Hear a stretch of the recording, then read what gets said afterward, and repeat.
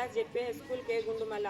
శరీరానికి తగిలిన గాయం మానిపోతుందేమో కానీ ప్రకృతికి తగిలే గాయం అంత తొందరగా మానిపోదని సైంటిస్టులు చెబుతున్నారు.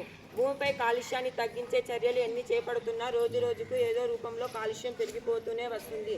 భూమిపై కాలుష్యం పెరిగిపోవడం వల్ల ఓజోన్ పొర దెబ్బతింటుంది. అందుకే ఓజోన్ పొరను సంరక్షించుకోవాలనే ఉద్దేశంతో ప్రతి సంవత్సరం సెప్టెంబర్ 16న వరల్డ్ ఓజోన్ డేగా జరుపుకుంటాము.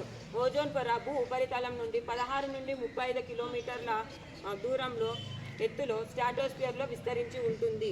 సూర్యుని నుండి వెలువడే ప్రమాదకరమైన యూవీ రేస్ భూమిపై పడకుండా కాపాడి రక్షించే పొరనే మనం ఓజోన్ పొరగా పిలుచుకుంటాము. సూర్యుని నుండి వెలువడే ప్రమాదకరమైన యూవీ రేస్ నేరుగా భూమిపై పడటం ద్వారా భూమిపై జీవించే సకల జీవరాశులకు ముప్పు వాటిల్లే ప్రమాదం ఉంది. ఇప్పుడు గ్రామాల నుండి పట్టణాల వరకు ఎక్కువగా వాహనాలను ఉపయోగించటం, పరిశ్రమల నుండి వెలువడే కాలుష్యం, ఏసీలను రిఫ్రిజిరేటర్లను ఎక్కువగా వాడటం ద్వారా ఓజోన్ పొర ఈరోజు పలుచబడుతుంది. ఓజోన్ పొరను నాశనం చేయు సిఎఫ్సీలను, ఏసీలను, రిఫ్రిజిరేటర్లను ఎక్కువగా వాడకూడదు. ఫస్ట్ యూవీ రేస్ సిఎఫ్సీలోని సిఎల్ ఆటంను స్ప్లిట్ చేస్తాయి. క్లోరైన్ ఓ3ను బ్రేక్ చేసి క్లోరైన్ మోనాక్సైడ్గా O2గా మార్చడం ద్వారా O3లో రంధ్రాలు ఏర్పడతాయి.